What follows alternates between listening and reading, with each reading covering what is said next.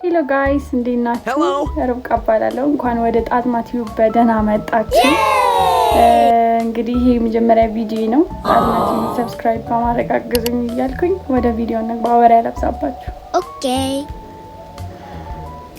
ሰላም እንዴት ናችሁ? እንግዲህ ይሄንን ቪዲዮ ስታዩት ማታመጭብን ነገር የለም እንደምትሉኝ ተስፋ አደርጋለሁ። እንግዲህ ሚሽናሻ ወይም ቤንሻንጉል ጉሙዞች ምንድነው እንደዚህ የሚያምርባችሁ? ምን በልታችሁ ነው እንደዚህ የሚያምርባችሁ ከለራችሁ ምናምን ለምትሉኝ ሰዎች ነው ይሄ ቪዲዮ። እንግዲህ ዛሬ ደግሞ ስለ ከማ አሰራር ነው ማሳያችሁ። ከማ ወይም ካዋ እንዲሁም ደግሞ በኦሮሞኛ ሴዶ በመባል የሚታወቀው ምግባችን ነው። በመጀመሪያ ይሄንን ያሾተሬ ግብአት እናዘጋጃለን። ዘን ተቀቅሎ ውሃውን ልክ እንደዚህ ካጠለል ነው በኋላ ባለፈው እንግዲህ ያሳየኋችሁን ቪዲዮ ላይ ያሳየኋችሁን ከማ ወይም ካኦ እንደዚህ እንለቅመዋለን። ዘን ሚጥሚጣ፣ ነጭ ሽንኩርትና ዝንጅብል እንዲሁም ሌሎች ቅመሞችን ጨምረን ልክ እንደዚህ እንፈጫዋለን።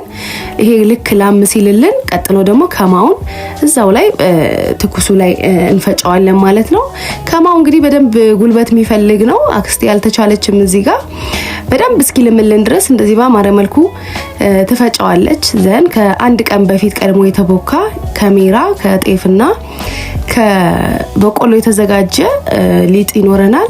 ከዛ ልክ እንደዚህ ባማረ መልኩ ታገነፋዋለች። በደንብ እጅ ይፈልጋል። ከዛ በኋላ ባህላዊ ቃለን ማራ በመባል ይታወቃል። እዛ ላይ እንዲህ ባማረ መልኩ ጠፍጥፋ ታዘጋጀዋለች። ከዛ በኋላ ሳይቀዘቅዝ ለመብላት እንግዲህ እዚህ ጋር ቅድም ያጠለለችውን ግብአት ከማው ጋር በማቀላቀል እንደዚህ ያማረ ምግብ ታደርስልናለች ማለት ነው።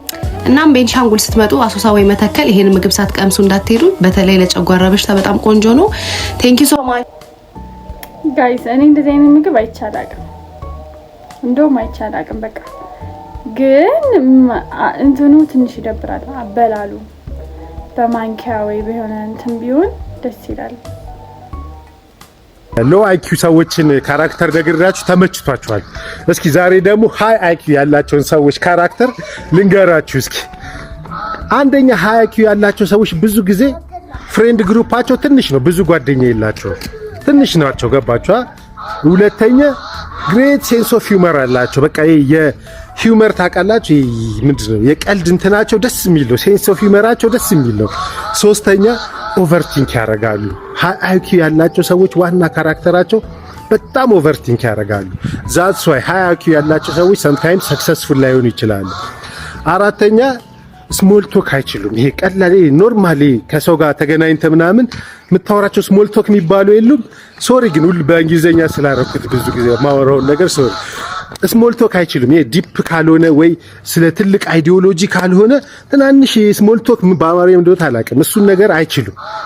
ሌላ በጣም የሚጠቀሙት አንድ ቃል አለች ሃይ አይኪው የሆኑ ሰዎች ለምን የምትለውን ቃል በጣም ከሌላው ሰው በተለየ ዋይ እና ወይ ደግሞ ለምን የምትለውን ቃል በጣም ይጠቀሟታል። ለምን እንደሆነ ይገባቸዋል ራሳቸው።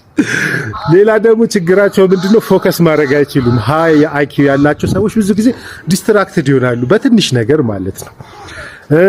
ሌላ ደግሞ ለተለያየ ፍሬንድ ግሩፕ የተለያየ ጸባይ ነው ያላቸው። ይሄ ከተለዋዋጭነት ወይ ደግሞ ምንድነው ካስመሳይነት ጋር አይገናኝም። የተለያየ ግሩፕ አሁን ለምሳሌ እና አንድ ግሩፕ ጋር ሲሄዱ ሌላ አይነት ጸባይ ነው ያላቸው እዛ ግሩፕ። ይሄ ኢንቫይሮንመንታቸውን አዌር ስለሆኑ ነው እንጂ ማለት ነው የአስመሳይነት ባህሪ አይደለም። ሌላኛው ደግሞ ጥያቄ ለመጠየቅ ምንም ሸም የላቸውም ሃይ አይኪው የሆኑ ሰዎች ማለት ነው። ያልገባቸውን ቀጥታ ነው የሚጠይቁ። ሌላኛው ኢምፓቲብል ነው። በጣም ኢምፓቲ ያላቸው ለሰዎች። ኢምፓቲ ማለት ይሄ በሰው ጫማ ማየት በገብቶ ማየት ማለት ነው። ገባቸው አይደለ?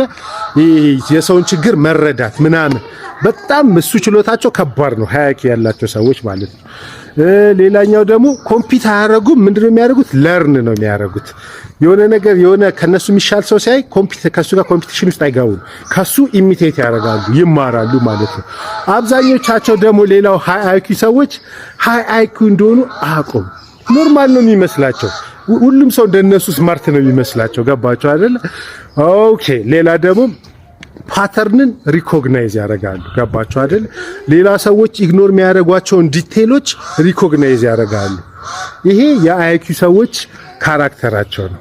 ሌላኛውና የመጨረሻው ደግሞ ኢሞሽናል ኮንትሮላቸው በጣም ሰፊ ነው። ይሄ ማለት ሲናደዱ እንደተናደዱ ይገባቸዋል፣ ራሳቸውን ያረጋጋሉ። ኦቨር ደስተኛ ሲሆንም ኦኬ እየተደሰትኩ ነው ማለት ነው። በቃ ኦቨር ይሄ ኢሞሽናል ዲሲፕሊን ወይም ኮንትሮል ይባላል። ይሄ ደግሞ ይሄ ችሎታቸው በጣም ከፍተኛ ነው። ሶሪ በእንግሊዘኛ ብዙን ስላረኩት። እናንተ የትኛው ናችሁ? እኔ አላቅም። ሜቢ ሊሆን ይችላል ብዙ አለ ግን አላቅም። እስቲ ኮሜንት አድርጉልኝ እናንተ። ወደ ቀጣይ ቪዲዮ እንሂድ። ፈጣሪን በረከት ስጠኝ ብላችሁ ትለምናላችሁ። ከዛ እኔን የመሰለ ልጅ ህይወታችሁ ውስጥ ያመጣል። እንደ ጸለያችሁበት በረከት ግን አትንከባከቡኝም። ከዛ ደግሞ ፈጣሪን ለምን ጸሎት ያልሰማን ብላችሁ ታማራላችሁ። ቆይ ምን አይነት ፍጥረት ናችሁ? እናንተም ሰብስክራይብ ብታደርጉ ነው የሚሻላችሁ። እውነቴን ነው። እንግዲህ እስኪ ዛሬ አንድ ለየት ያለ ተፈጥሮ ላሳያችሁ። ጓደኛዬ ኤርሚያስ ይባላል እና ምን አይነት ተፈጥሮ እንደሆነ ግራ ይገባኛል። ትንሽ ጫው የበዛበት ነገር ምላሱ ላይ ካረፈ ያው አሁን እንግዲህ የጎረሰው እዚህ ጋር እንደምታዩት ድንች ወጥ ነው። ይሄኛው ደግሞ ድንችና ቀይ ስር ነው። ሁለቱም ጫው የለውም።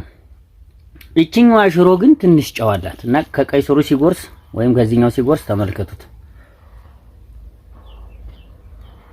ኖርማል ነው። እስኪ ኤርሚ ከሽሮ ሲጎርስ ደግሞ የሚያደርገውን ሪያክሽን እንግዲህ እስኪ አብረን የምናየው ይሆናል። እግዚአብሔር ምስክሬ ነው። በጣም የሚገርም የደነቀ የተፈጥሮ ነው። የሚያስደንቅ ስቃይ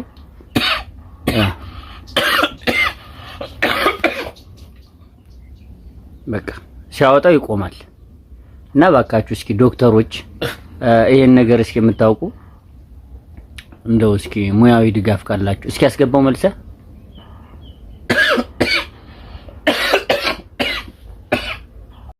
ምን አይነት ተፈጥሮ እንደሆነ አላውቅም። እኔ እንጃ። እኔ እንደዚህ አይነት ነገር አጋጥሞኝ አይቼም ሰምቼም አላውቅምና እስቲ የጤና ባለሙያዎች ካላችሁ እናንተ የሆነ ነገር ትላላችሁ። ለዛሬ ይሄ በቃና እንደ መጀመሪያ ቪዲዮ እና እንድቀጥልበት የምትፈልጉ ከሆነና አስተያየት ካላችሁ ከስራ አስቀምጡልኝ። ባይ ባይ።